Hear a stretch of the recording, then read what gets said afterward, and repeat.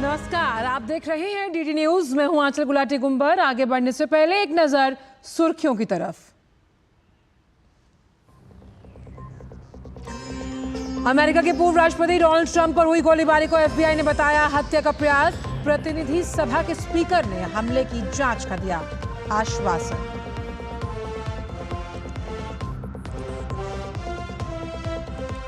Pennsylvania rally में गोलीबारी के दौरान ट्रंप घायल। सीक्रेट सर्विस ने हमलावर को मौके पर किया ढेर। शूटिंग के दौरान एक व्यक्ति की मौत, 2 जख्मी।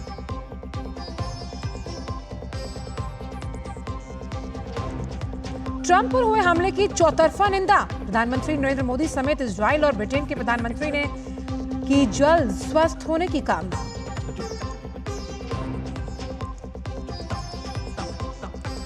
केंद्रीय गृह मंत्री अमित शाह आज मध्य प्रदेश के 55 जिलों में प्रधानमंत्री कॉलेज ऑफ एक्सीलेंस का करेंगे शुभारंभ। एक पेड़ मां के नाम अभियान में भी होंगे शामिल।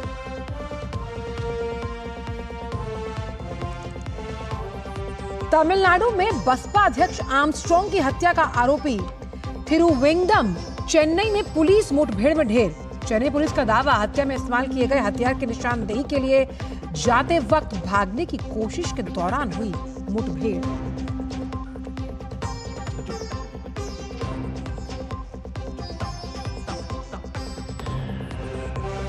ओडिशा में 46 साल बाद खुलेगा भगवान जगन्नाथ मंदिर का रत्न भंडार।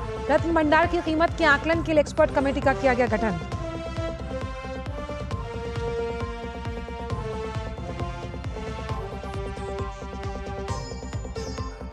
यूरो कप के फाइनल में आज स्पेन का इंग्लैंड से होगा सामना। 58 साल के बाद इंग्लैंड के पास बड़ा खिताब जीतने का मौका।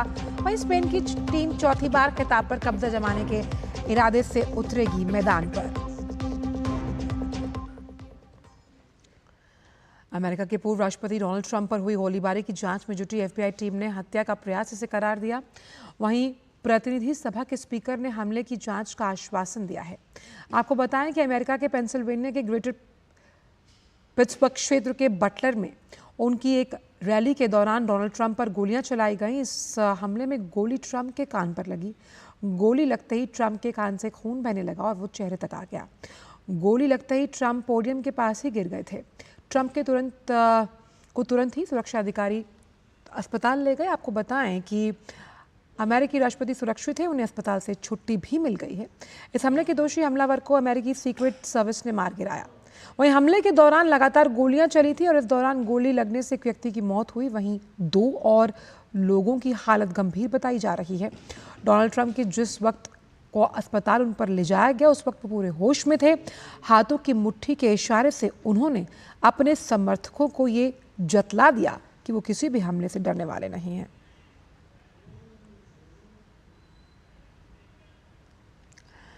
अमेरिकी राष्ट्रपति जो बाइडेन ने हमले के बाद डोनाल्ड ट्रंप से बात की। व्हाइट हाउस के अधिकारी ने जानकारी देते हुए कहा कि बाइडेन ने ट्रंप से फोन पर बात की।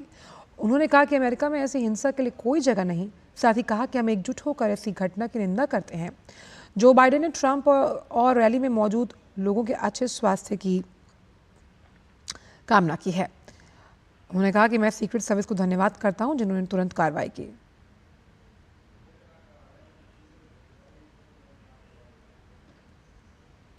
प्रधानमंत्री नरेंद्र मोदी ने अमेरिका के पूर्व राष्ट्रपति डोनाल्ड ट्रंप पर हुए जानलेवा हमले को लेकर चिंता जताई। प्रधानमंत्री मोदी ने सोशल मीडिया मंच एक्स पर अपने पोस्ट में लिखा कि मेरे मित्र पूर्व राष्ट्रपति डोनाल्ड ट्रंप पर हुए हमले में मैं बहुत चिंतित हूं। इस घटना की कड़ी निंदा करता हूं। राजनीति और लोकतंत्र में हिंसा का कोई स्थान नहीं। उनके शीघ्र स्वस्थ होने की कामना करता हूं। हमारी संवेदनाएं और प्रार्थनाएं मृतकों के परिवार, घायलों और अमेरिकी लोगों के साथ है।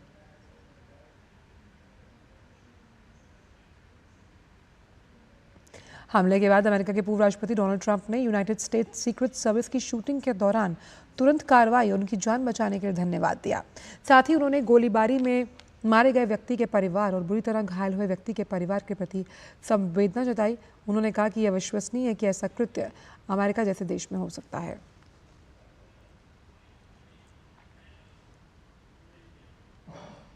अमेरिकी उपराष्ट्रपति कमला हैरिस ने सोशल मीडिया एक्स पर प्लेटफॉर्म पर लिखा, मुझे पेंसिल्वेनिया में पूर्व राष्ट्रपति ट्रंप के कार्यक्रम में हुई गोलीबारी के बारे में जानकारी दी गई। हमें जानकर राहत मिली कि वो गंभीर रूप से घायल नहीं हैं। हमें उनके उनके परिवार और उन सभी लोगों के लिए प्रार्थना करनी चाहिए जो इस गोलीबारी से घायल और प्रभावित हुए। हम त्वरित कार्रवाई के लिए सीक्रेट सर्विस और स्थानीय अधिकारियों के आभारी हैं। इस तरह की हिंसा का हमारे देश में कोई स्थान नहीं। हम सभी को इस घृणित कृत्य की निंदा करनी चाहिए और ये सुनिश्चित करने में अपनी भूमिका निभानी चाहिए कि इस घटना के कारण और अधिक हिंसा ना हो।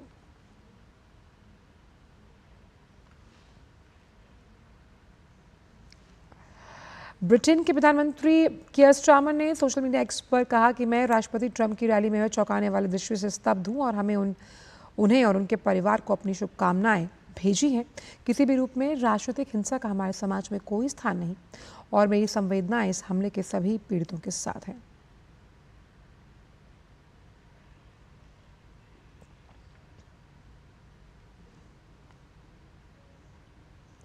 केंद्रीय गृह मंत्री अमित शाह आज इंदौर दौरे पर जा रहे हैं, जहां वो पितृ पर्वत स्थित पितृेश्वर मंदिर में दर्शन पूजन करेंगे। साथ ही केंद्रीय गृह मंत्री मध्य प्रदेश के 55 जिलों के प्रधानमंत्री कॉलेज ऑफ एक्सीलेंस का शुभारंभ करेंगे। इंदौर के अटल बिहारी वाजपेयी शासकीय कला और वाणिज्य महाविद्यालय में होने वाले इस कार्यक्रम में मुख्यमंत्री डॉक्टर मोहन यादव भी शामिल होंगे।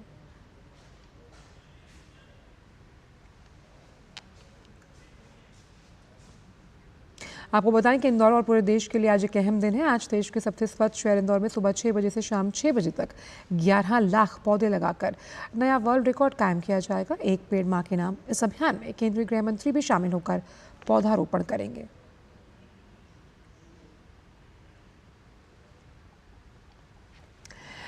लखनऊ में आज यूपी प्रदेश कार्य समिति की बैठक चल रही है और इस बैठक में राष्ट्रीय अध्यक्ष जेपी नड्डा मौजूद हैं। साथ ही प्रदेश अध्यक्ष भूपेंद्र चौधरी, मुख्यमंत्री योगी आदित्यनाथ, उप मुख्यमंत्री केशव प्रसाद मौर्य और ब्रजेश पाठक समेत केंद्रीय मंत्री, राज्यसभा सांसद और विधायक भी उपस्थित हैं। इस दौरान लोकसभा चुनाव में हार के कारणों पर मंथन, उपचुनाव की तैयारी और राज्य में 2027 में होने वाले विधानसभा चुनाव के लिए रोड मैप तैयार किया जा रहा है।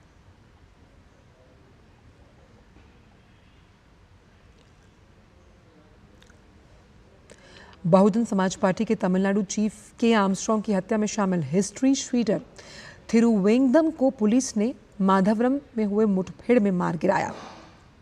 रविवार की सुबह पुलिस आरोपी थिरुवेंगदम को एक माधवरम के पास एक जगह पर ले गई ताकि वो हथियार बरामद कर सके जिनका इस्तेमाल आर्मस्ट्रांग की हत्या में किया गया था। इसी दौरान थिरुवेंगदम ने एक एसआई पर हमला करने और पुलिस हिरासत से भागने की कोशिश की। हिरासत से भागने की कोशिश कर रहे थिरुवेंगदम पर पुलिस ने गोली चला दी। गोली लगने से वो घायल हुआ और उसके बाद पुलिस उसे अस्पताल ले गई, जहां डॉक्टरों ने उसे मृत घोषित कर दिया। आपको बताएं कि थिरुवेंगदम 5 जुलाई को सेम्बिया में हुई बसपा के राज्य नेता के आर्मस्ट्रांग हत्या मामले में गिरफ्तार आरोपियों में से एक था। पुलिस थिरुवेंगदम समेत सभी 11 संदिग्धों को 5 दिनों से हिरासत में लेकर पूछताछ कर रही थी।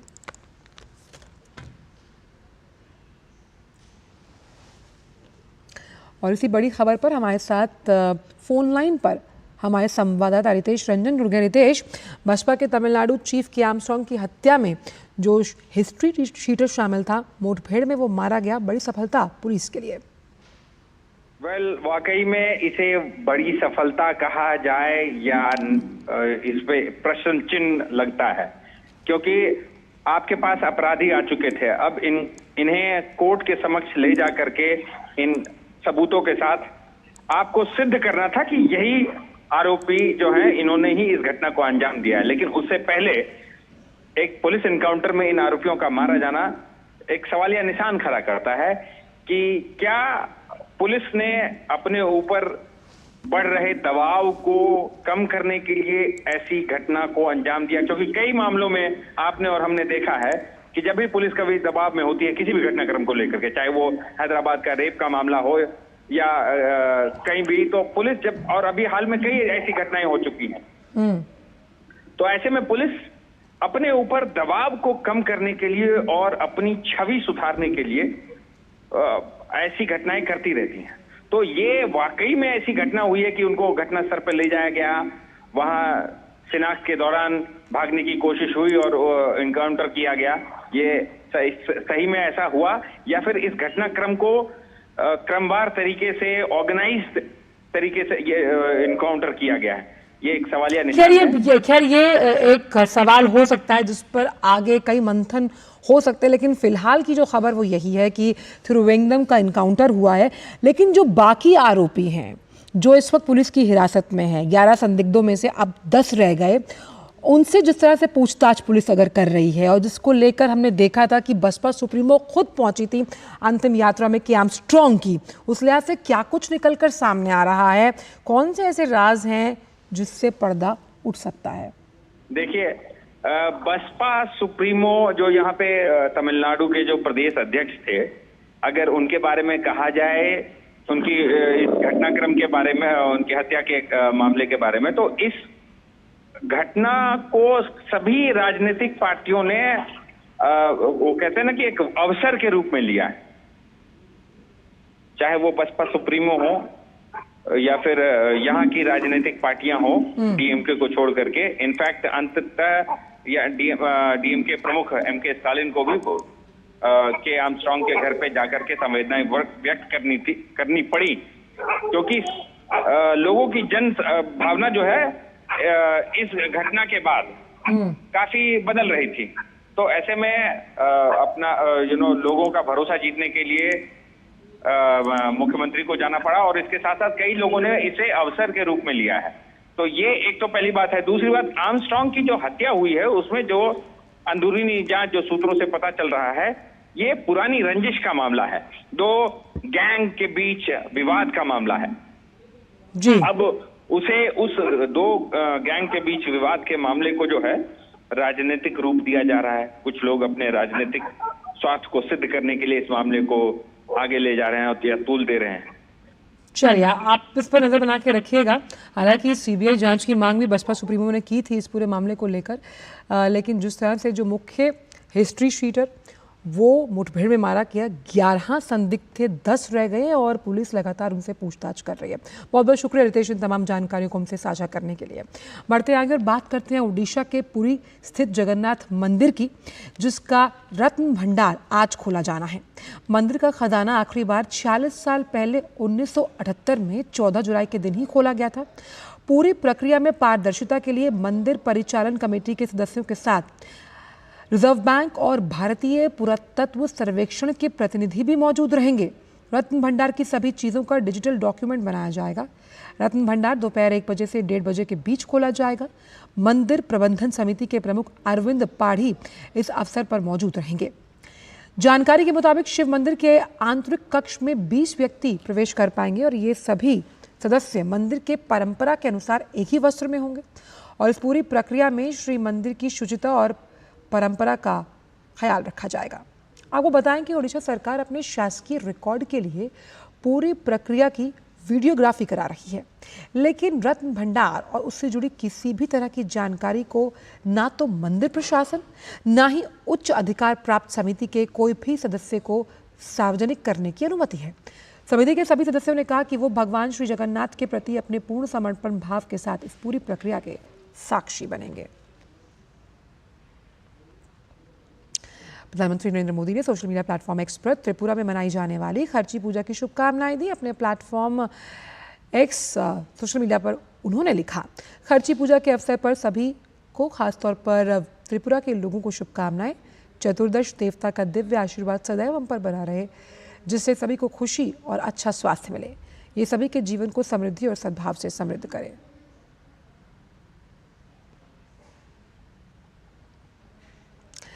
केंद्रीय गृह मंत्री अमित शाह ने भी सोशल मीडिया प्लेटफॉर्म एक्स पर खर्ची पूजा की बधाई दी। उन्होंने लिखा कि खर्ची पूजा के अवसर पर त्रिपुरा में हमारी बहनों और भाइयों को मेरी हार्दिक शुभकामनाएं। धरती माता के साथ जुड़ाव का ये त्यौहार सभी के लिए समृद्धि, खुशी और अच्छा स्वास्थ्य लाए।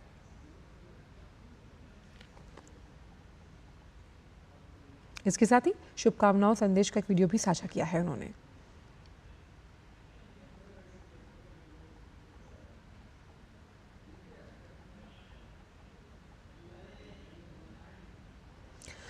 और अब बात मौसम की। मुंबई और उसके आसपास के इलाके ठाणे, पालघर, सिंधुदुर्ग, रत्नागिरी और रायगढ़ में भारी बारिश लगातार जारी है। मौसम विभाग इन इलाकों के लिए विशेष रूप से चेतावनी जारी कर चुका है। मौसम विभाग के मुताबिक इन इलाकों में बहुत भारी बारिश की संभावना है। आईएमडी ने यह चेतावनी आने वाली 16 जुलाई तक के लिए जारी की है। भारी बारिश के कारण मुंबई में कई जगहों पर जलभराव देखने को मिला। मुंबई छत्रपति शिवाजी महाराज अंतर्राष्ट्रीय एयरपोर्ट के एंट्री एग्जिट गेट और अंधेरी समेत कई जगह सबवे में जलभराव की स्थिति उत्पन्न हो गई। इसके साथ ही वेस्टर्न एक्सप्रेस हाईवे पर भारी बारिश के चलते ट्रैफिक जाम देखा गया। आपको बताया कि मौसम विभाग ने कोंकण, गोवा, कर्नाटक के तटीय इलाके में भारी बारिश का अलर्ट जारी किया।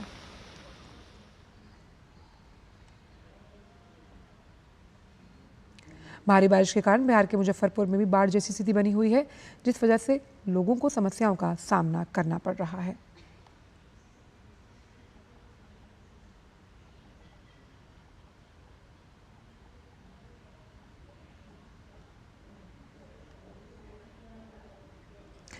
बाबा बर्फानी के दर्शन के लिए देश भर से रोजाना हजारों श्रद्धालु जम्मू कश्मीर पहुंच रहे हैं। पिछले 15 दिन में लगभग 3 लाख से ज्यादा श्रद्धालुओं ने बाबा बर्फानी के दर्शन किए। वहीं कश्मीर घाटी से आज 4000 से ज्यादा श्रद्धालुओं का जत्था यात्रा के लिए रवाना हुआ। आज सुबह बालटाल बेस कैंप से 78 वाहनों से 1896 यात्री रवाना हुए। वहीं पहलगाम बेस कैंप से 105 वाहनों से 2993 यात्री रवाना हुए हैं। हरियाणा के अंबाला शहर के हर्बल पार्क में राहगिरी कार्यक्रम का आयोजन किया गया, जिससे हरियाणा के मुख्यमंत्री नायब सिंह सैनी साइकिल चलाकर कार्यक्रम स्थल पर पहुंचे। बतौर मुख्य अतिथि कार्यक्रम में भाग लिया। राहगिरी में नुक्कड़ नाटक, सड़क सुरक्षा, पर्यावरण सुरक्षा, नशा मुक्ति जैसे विषयों पर अलग अलग विभागों द्वारा जागरूकता फैलाने के लिए स्टॉल्स लगाए जाएंगे। केंद्रीय अल्पसंख्यक कार्य मंत्री किरेन रिजिजू ने लेह लद्दाख में केंद्रीय बौद्ध अध्ययन संस्थान में पारंपरिक पाठ्यक्रमों के लिए एक नया शैक्षणिक भवन का उद्घाटन किया। इस दौरान रिजिजू ने शैक्षणिक भवन के लिए भूमि पूजन भी किया। ये नया शैक्षणिक भवन तमाम आधुनिक सुविधाओं से लैस होगा। ये 2 प्रशिक्षण केंद्र करगिल और लेह में बनाए जाएंगे। देश में रोबोटिक्स को लेकर युवाओं में रुचि और सक्रियता काफी बढ़ गई।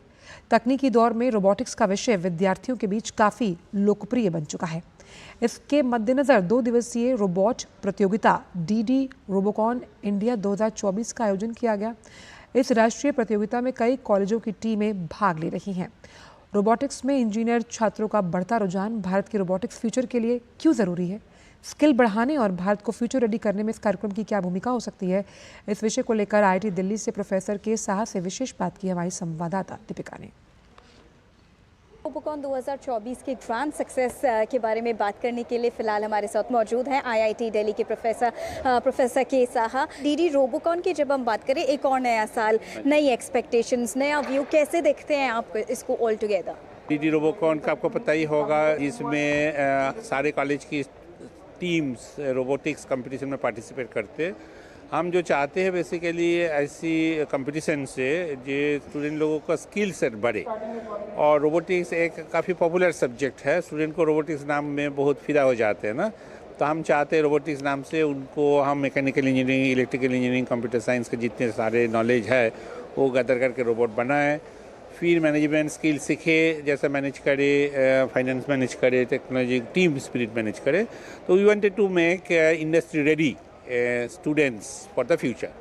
प्रधानमंत्री का भी नारा रहा है कि टेक्नोलॉजी रेडी होनी चाहिए, एआई की तरफ हमारा फोकस होना चाहिए, पॉजिटिव वे में, पॉजिटिव तरीके से भी। उस विजन को देखते हुए आईआईटी दिल्ली ने अभी तक क्या क्या उनकी तैयारियां रही हैं और क्या क्या चैलेंजेस रहे हैं डीडी रोबोकॉन को भी सक्सेसफुल बनाने को लेकर, उस विजन को मद्देनजर रखते हुए?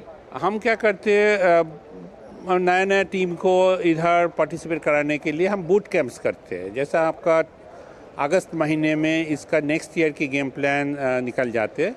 फिर हम क्या करते हैं, दिसंबर में डेडिकेटेड सिर्फ रोबोकॉन के प्रिपरेशन के लिए, तैयारी के लिए हम 5 दिन, जैसे लास्ट ईयर 5 दिन का हमने 10 दिन का किए थे, हम प्रोग्राम किए थे, जहाँ पे वेरियस जैसा हमारे कंट्री का हर तरीका कॉलेजेस से आते हैं। हम उनको हार्डवेयर इंजीनियरिंग सिखाते हैं, मतलब मैकेनिकल मशीनिंग कैसे होती है, असेंबली कैसे करनी पड़ती है। खास बातचीत के लिए बहुत धन्यवाद। केंद्रीय कृषि मंत्री और भाजपा के झारखंड के प्रदेश चुनाव प्रभारी शिवराज सिंह चौहान झारखंड के 1 दिवसीय दौरे के लिए रांची पहुंचे। इस दौरान बिरसा मुंडा हवाई अड्डे पर रक्षा राज्य मंत्री संजय सेठ ने उनका स्वागत किया। वे खिजड़ी विधानसभा में भाजपा के कार्यक्रम के अलावा और भी कई आयोजनों में हिस्सा लेंगे। नई दिल्ली स्थित दिल्ली हाट में इन दिनों मेघालय सरकार द्वारा आयोजित अनानास महोत्सव चल रहा है। इस उत्सव में किसान और उद्यमी अनानास की विभिन्न किस्मों के साथ साथ हस्तशिल्प उत्पादों और प्रमाणिक मेघालय व्यंजनों का प्रदर्शन कर रहे हैं। मदर डेयरी के सफल के सहयोग के साथ आयोजित इस अनानास मेले की मिठास के विषय में हमारे संवाददाता ओपी यादव ने बात की है मेघालय अनानास महोत्सव के प्रतिभागियों के साथ। देखिए रिपोर्ट। राजधानी दिल्ली स्थित दिल्ली हाट में वैसे तो हर दिन कोई ना कोई कार्यक्रम होता ही रहता है, लेकिन इन दिनों दिल्ली हाट गुलजार है और वो है अनानास की वजह से। मेघालय द्वारा 14 जुलाई तक यहां अनानास महोत्सव का आयोजन किया गया है, जिसमें सफल यानी मदर डेयरी की भी भागीदारी इन्होंने रखी है।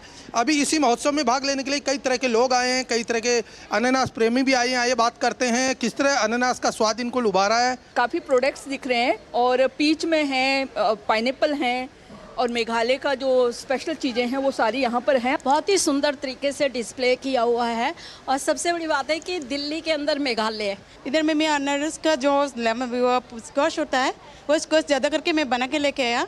जो लोकल प्रोडक्ट होता है हम लोग का वो जैकफ्रूट चिप्स भी मैं लेके आया। ये जो आपने अनानास के कई तरह के प्रोडक्ट आपने लगाए हैं, क्या है ये पाइनएप्पल जैम है।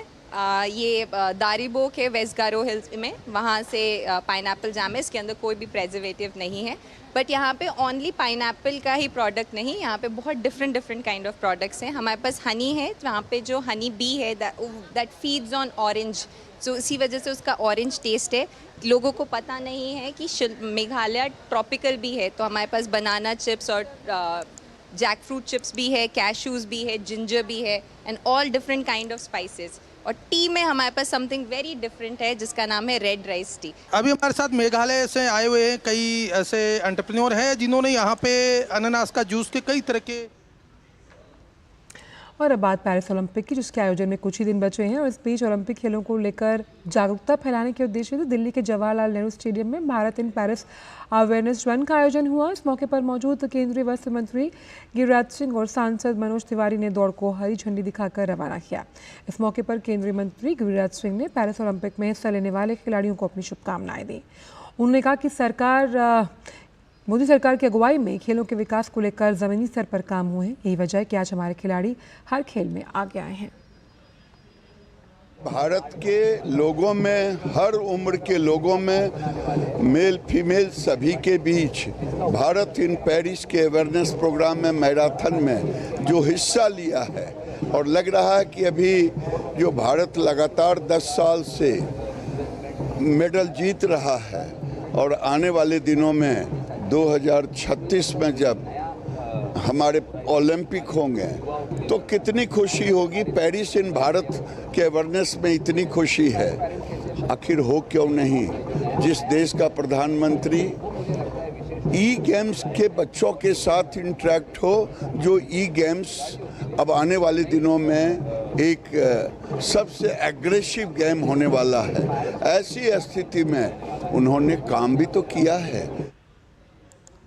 करीब 7 किलोमीटर की भारत इन पेरिस जागरूकता दौड़ में हजारों धावकों ने हिस्सा लिया। वहीं भारत इन पेरिस अवेयरनेस दौड़ में शामिल उत्तर पूर्वी दिल्ली से सांसद मनोज तिवारी ने ओलंपिक में हिस्सा लेने जा रहे खिलाड़ियों को अपनी शुभकामनाएं दी हैं।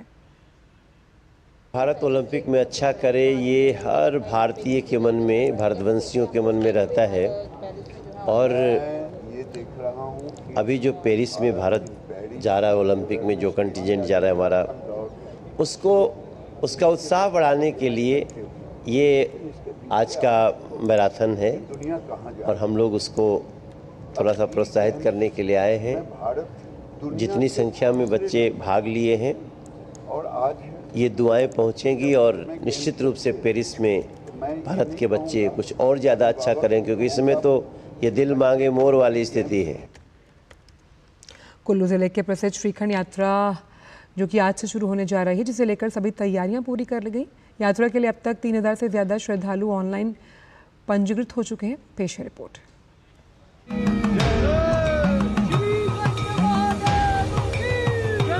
देश की कठिनतम यात्राओं में शुमार श्रीखंड यात्रा उत्तर भारत की एक ऐसी यात्रा जो भारत ही नहीं बल्कि विश्व की सबसे कठिन तीर्थ यात्राओं में से एक है। श्रीखंड महादेव की ये यात्रा आधिकारिक तौर पर इस साल 14 जुलाई से शुरू होने जा रही है। कुल्लू जिले के आने से ये यात्रा हर साल शुरू होती है और इस बार 14 से 27 जुलाई ये यात्रा होने जा रही है, जिसके लिए प्रशासन ने तमाम इंतजाम पूरे कर लिए हैं। अब तक इस यात्रा के लिए 4000 के करीब यात्रियों ने ऑनलाइन आवेदन किया है। ऑफलाइन आवेदन 14 जुलाई की सुबह से शुरू होंगे। श्रीखंड यात्रा देश भर की सबसे मुश्किल यात्राओं में से एक मानी जाती है। श्रीखंड दरअसल एक 72 फीट ऊंचा शिवलिंग है, जिसके प्रति श्रद्धालुओं की अटूट आस्था है। समुद्र तल से इसकी ऊंचाई करीब 18,570 फीट तक है और करीब 32 किलोमीटर तक के पैदल ट्रैक के बाद यहां पहुंचा जा सकता है। श्रीखंड महादेव के दर्शन के लिए हर साल देश भर से श्रद्धालु पहुंचते हैं और श्रद्धालुओं के खाने पीने और ठहरने के लिए भी प्रशासन द्वारा तमाम इंतजाम किए गए हैं। अभी यात्रा शुरू होने और फिलहाल समाचारों में इतना ही। दीजिए इजाजत। नमस्कार।